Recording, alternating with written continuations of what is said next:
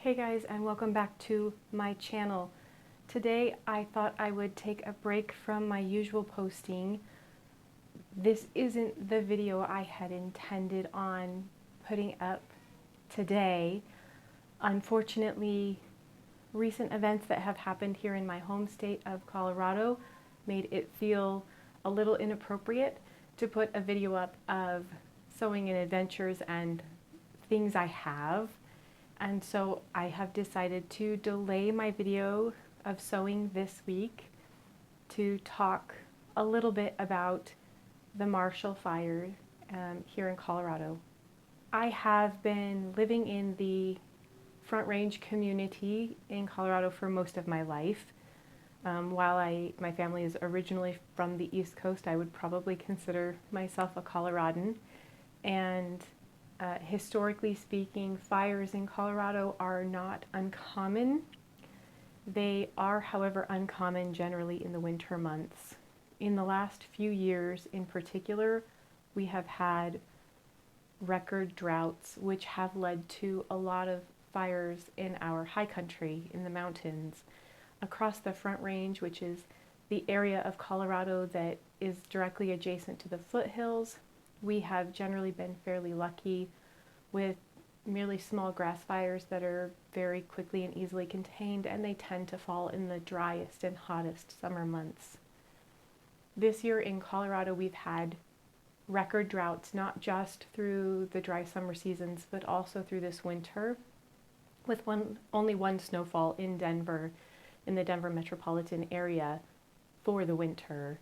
And as a result, many areas along the Front Range are very, very dry.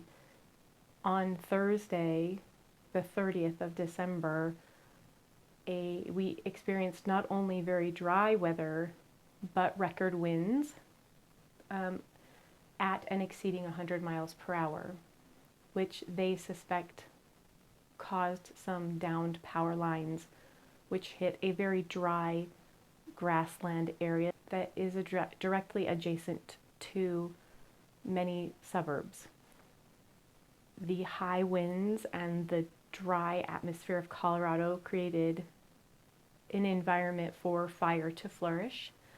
And unfortunately, the high winds also prevented many of our first responders from being able to work as quickly as they would have liked. The fire, they think, started between 10 and 11 a.m.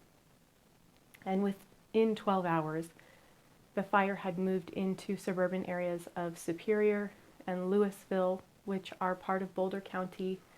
And for those of you who aren't terribly familiar with Colorado but may know it from movies, those are part of Boulder, Colorado, or they're directly adjacent to Boulder, Colorado, which is our more famous city. So those towns, while being a little bit smaller, are directly next to it, getting closer to the foothills, but are still along the Front Range. They have a lot of suburban neighborhoods that were directly impacted by the fire. Within 12 hours, nearly 500 homes had been consumed by the fire, and multiple large shopping areas, businesses, and so forth had also been completely destroyed by the fire.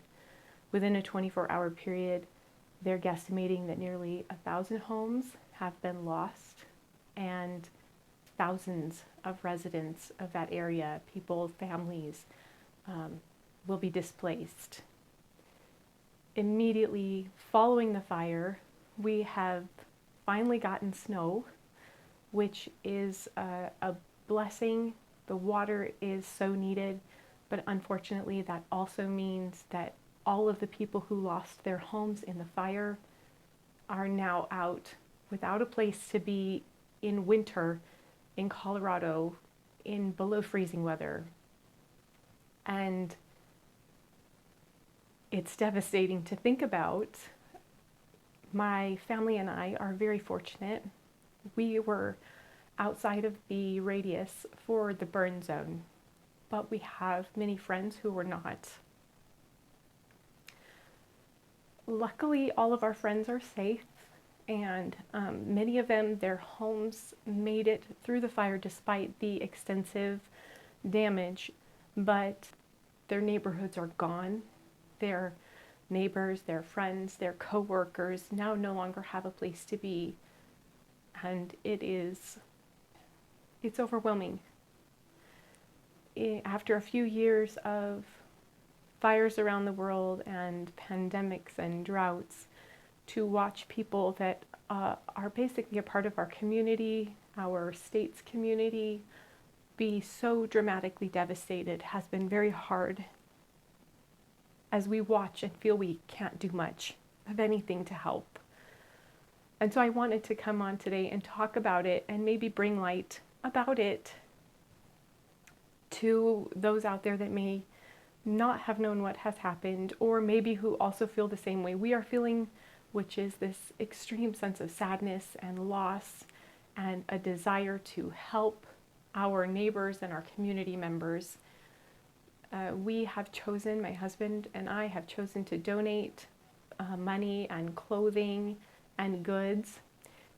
I will leave links in the description below for places that you can donate as well. Boulder County has a direct donation center, and all of those funds will go immediately to those in those communities that are most in need.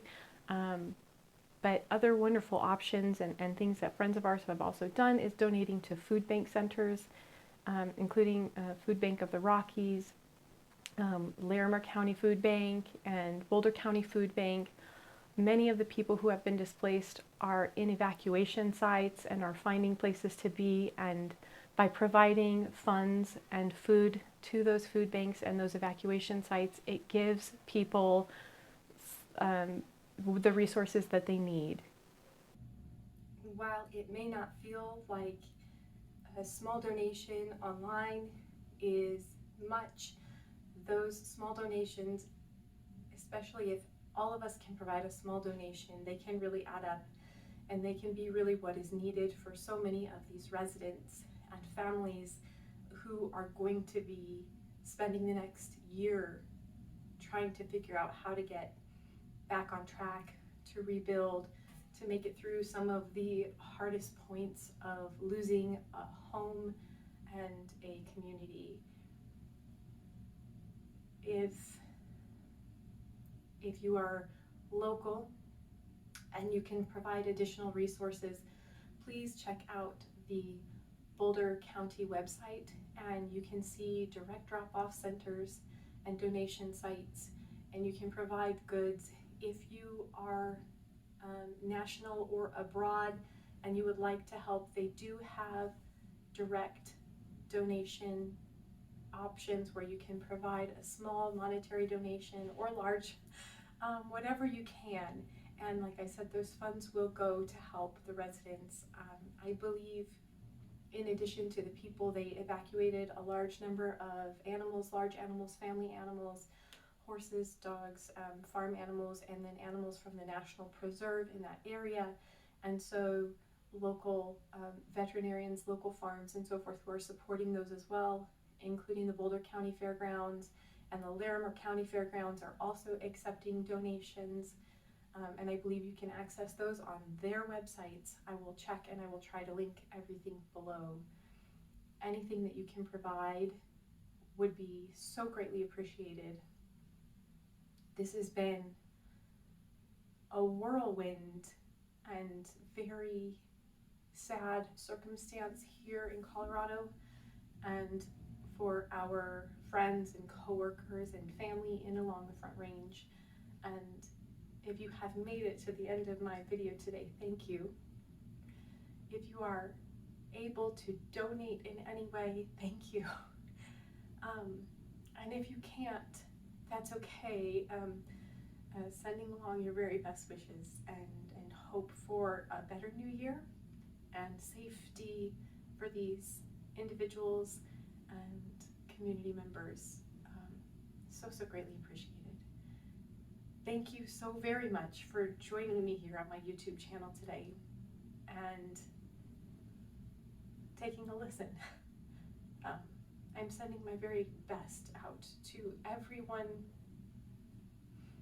I'm sorry.